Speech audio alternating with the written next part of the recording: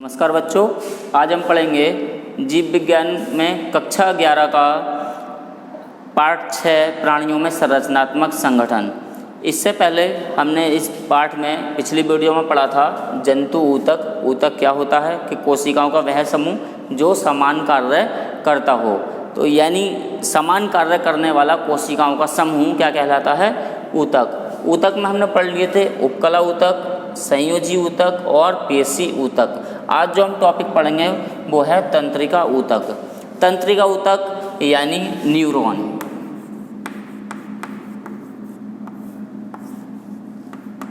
Neuron ये क्या करता है? न्यूरॉन मैं आपको बताऊं फॉर एग्जांपल, जैसे हमारा हाथ किसी पिन पर या गर्म वस्तु पर रख जाता है तो हम उसको तुरंत हटा लेते हैं।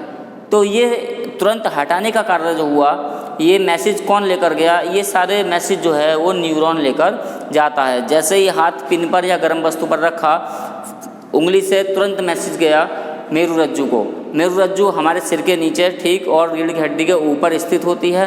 तो उसने मेरुरज्जु को मैसेज भेजा और मेरुरज्जु क्या करती है? मेरुरज्जु मैसेज भेज देती है हाथ को कि गर्म चीज़ है, आप अपना हाथ इससे हटा लीजिए, या पिन पर आपका हाथ रखा हुआ आप इसको हटा लीजिए। ये क्रिया जो होती है ये सेकंड के भी नैनो सेकंड में होती है। इतनी जल्दी क्रिया होती है कि हमें पता नहीं चलता। जैसे ही गर्म वस्तु पर हाथ रखा वैसे ही हमने हाथ हटा लिया। लेकिन इसके साथ साथ हमारे जो 5 संवेदी अंग हैं वो भी इस वर्क को करते हैं। जैसे स्किन, त्वचा छूकर बता देती है कि गर्म है, जीभ टेस्ट करके बताती है कि ये स्वाद में खट्टा है कि मीठा है। लेकिन पहचानने का कार्य या आंसर देने का कार्य या मैसेज का कार्य किसका है? वो न्यूरॉन का है। तो ये सब कार्य कौन करता है? ये न्यूरॉन करता है। तंत्रिका ऊतक या न्यूरॉन करता है। एक न्यूरॉन को 3 भागों में बांटा जा सकता है, साइटोन, एक्सोन और डेंड्रॉन। साइटोन, एक्सोन और डेंड्रॉन। एक बार और बच्चों बता दूं आपको न्यूरॉन क्या है। न्यूरॉन हमारे शरीर के, जैसे कोई भी मैसेज जाना हुआ, ठंडी चीज़ या गर्म चीज़ पर हाथ रख किया तो उसका जो मैसेज कैरी करता है वो न्यूरॉन करता है। और एक बात और विशेष कि न्यूरॉन जो है हमारे शरीर की सबसे बड़ी कोशिका होती है। ये 3 भागों में डिवाइड हो सकती है, यह डिवाइड होती है। Number 1 cyton, number 1 cyton, number 2 axon और number 3 dendron. Number 3 dendron. Cyton, axon और डेंड्रॉन। साइटोन में केंद्रिका युक्त केंद्रक होता है। केंद्रक कोशिका द्रव्य से घिरा होता है। केंद्रक जो होता है वो कोशिका द्रव्य से घिरा होता है। केंद्रक जो होगा वो कोशिका द्रव्य से घिरा होगा। और कोशिका द्रव्य में अत्यधिक राइबोसोम वाले कणिका में ER या एंडोप्लाज्मिक रेटिकुलम मिलते हैं। एंडोप्लाज्मिक रेटिकुलम जो केंद्रक से लगे हुए होते हैं, ये आप अगले चैप्टर में पढ़ेंगे। ये एक अंग है एंडोप्लाज्मिक रेटिकुलम जिस पर राइबोसोम लगे होते हैं और राइबोसोम क्या करते हैं? प्रोटीन संश्लेषण का कार्य करते हैं। तो साइटोन में साइटोन का जो केंद्रक होता है, तो केंद्रक और कोशिका द्रव्य में, कोशिका द्रव्य जो पाया जाता है, कोशिका द्रव्य में राइबोसोम वाले कणिका में कौन से होते हैं? एंडोप्लाज्मिक रेटिकुलम पाए जाते हैं। इसके बाद दूसरा आया एक्सोन। एक्सोन क्या है? साइटोन के दूसरी ओर से एक लंबा प्रवर्ध निकलता है। जो साइटोन होगा इससे ही क्या निकलेगा? एक लंबा इस टाइप से प्रवर्ध निकलेगा और वो प्रवर्ध क्या कहलाता है? एक्सोन कहलाता है। एक्सोन साइटोन से प्राप्त संवेदन को पेशियों अथवा ग्रंथियों तक लेकर जाते हैं। साइटोन से प्राप्त जो होगा, अभी डायग्राम बनाकर समझाएंगे, साइटोन से प्राप्त जो होगा मैसेज वो एक्सोन लेकर जाएगा कहाँ तक? पेशी कोशिकाओं तक या ग्रंथियों तक लेकर जाता है। इसके बाद नंबर 3 आता है डेंड्रॉन।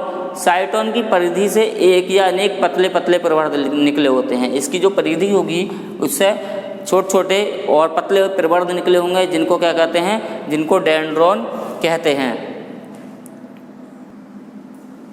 इसका जो डायग्राम है बच्चों वो इस टाइप से होता है।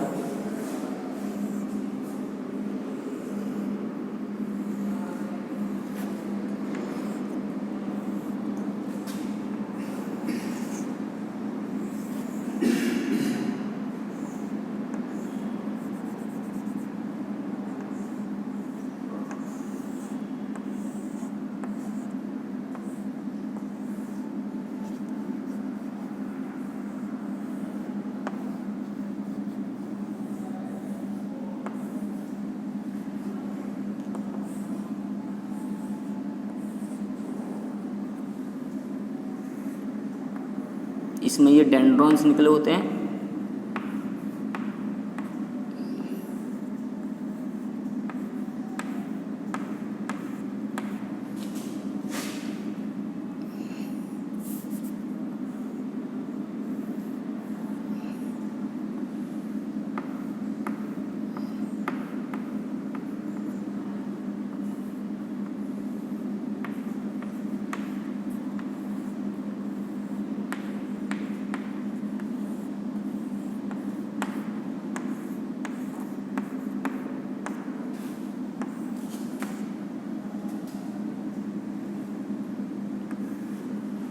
इस टाइप से ये इसकी संरचना होती है। इसमें ये बच्चों डेंड्राइट्स होते हैं।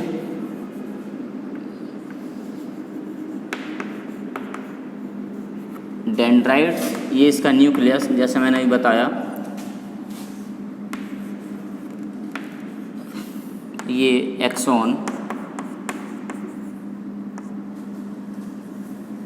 ये केंद्रक होता है।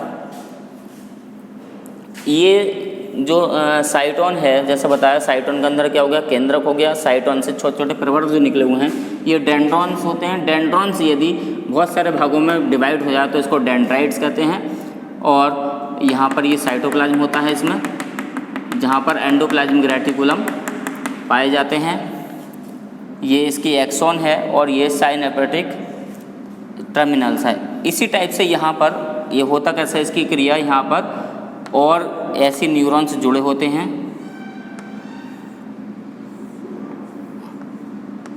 इस टाइप से ये जो निकले हुए इनसे भी और जुड़े होंगे। तो इसी टाइप से ये क्या होगा, ये ऊतकों में इनका जाल होता है। और ये जाल क्या करते हैं, मैसेज कैरी करते हैं। जैसे कोई भी उद्दीपन यदि हमारे शरीर में होता है तो उसको क्या करते हैं, ये मैसेज कैरी करते हैं। इसके बाद बच्चों ये सारे ऊतक क्या करते हैं, ये अंग बना लेते हैं। और अंग मिलकर क्या बना लेते हैं, अंग तंत्र बना लेते हैं। जैसे फॉर एग्जाम्पल क्या होता है, हृदय। हृदय में ये जो बताए चारों तरीके के ऊतक पाए जाते हैं। और हृदय क्या करता है, परिसंचरण तंत्र बना लेता है। ठीक है, जैसे हृदय में क्या बताए, उपकला, संयोजी ऊतक, पेशी ऊतक और तंत्रिका ऊतक चारों इसमें पाए जाते हैं। और हृदय और ये ऊतक मिलकर तो हृदय बनाते हैं। और बाकी वाहिनी मिलकर, वेसल्स मिलकर ये सब क्या करते हैं, एक परिसंचरण तंत्र बना लेते हैं। और वो परिसंचरण तंत्र क्या करता है, हमारे शरीर में रक्त का प्रवाह करता है। इसके बाद आता है हृदय पेशी और रेखित पेशी में अंतर। ये डिटेल में भी करा दिए थे, लेकिन मैं आपको बता दूं, लिखवा दूं इसमें कुछ पॉइंट जो इम्पोर्टेंट हैं। जैसे हृदय पेशी है, ये सबसे पहला आता है, ये अनैच्छिक होती हैं, मतलब हमारी इच्छा से कार्य नहीं करती। ये अनैच्छिक होती हैं। और ये क्या है, रेखित पेशी, ये ऐच्छिक होती हैं।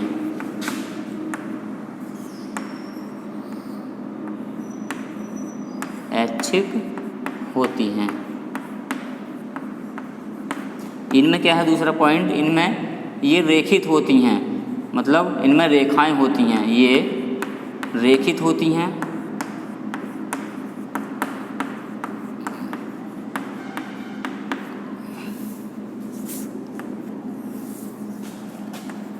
इनमें कोई रेखाएं नहीं होती, इनमें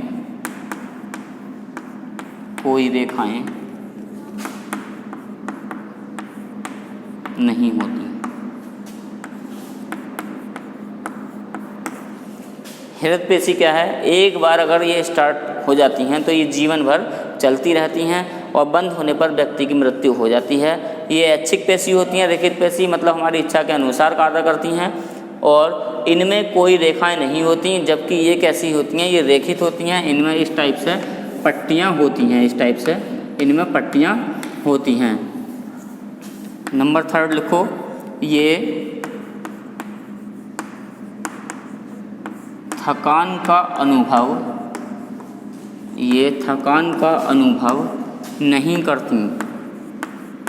करती। हृदय जन्म से लेकर मृत्यु तक कार्य करता रहता है और कभी थकता नहीं है। यदि एक बार रुक जाएगा तो जैसे मैंने बताया सीधे मृत्यु ही हो जाती है।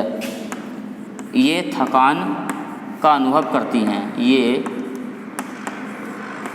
थकान का अनुभव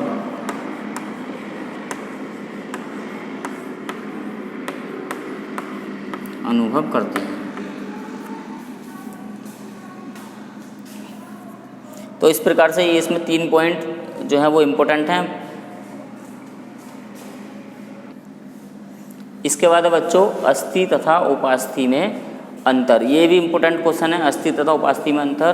तो पहले उपास्थि में लिखेंगे, ये उपास्थि क्या है, ये अपेक्षाकृत मतलब इनकी अपेक्षाकृत लचीली होती हैं, लचीली या मुलायम होती हैं।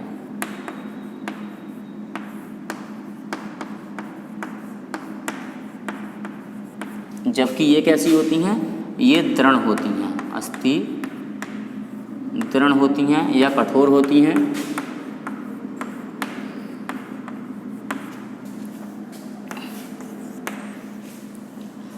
उपास्थि में चारों ओर प्रायः पेरिकॉन्ड्रियम नामक महीन स्तर होता है। कौन सा स्तर होता है, पेरिकॉन्ड्रियम नामक महीन स्तर होता है। पेरिकॉन्ड्रियम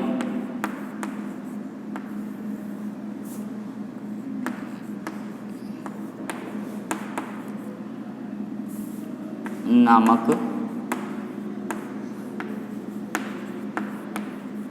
महीन स्तर होता है। जबकि अस्थि के चारों ओर एक सुदृढ़ झिल्लीनुमा आवरण होता है जिसे पेरिओस्टियम कहते हैं।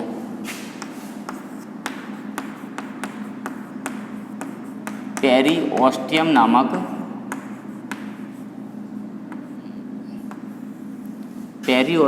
नामक आवरण होता है।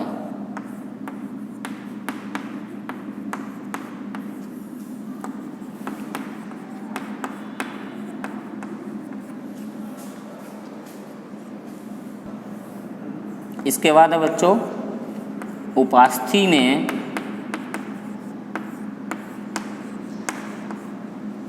पटलिकाएं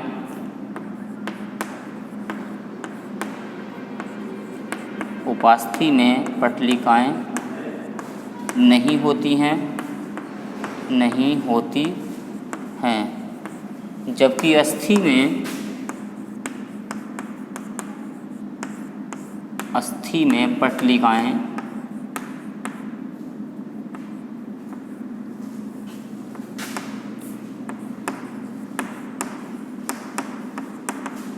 पटलिकाएं होती हैं।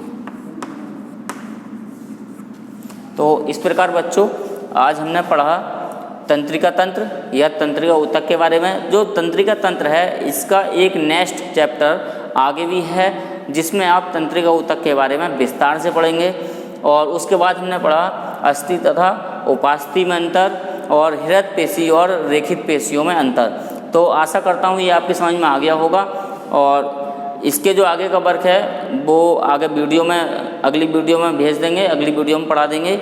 और जो ये वर्क कराया गया है ये PDF द्वारा आपको भेज दिया जाएगा। धन्यवाद।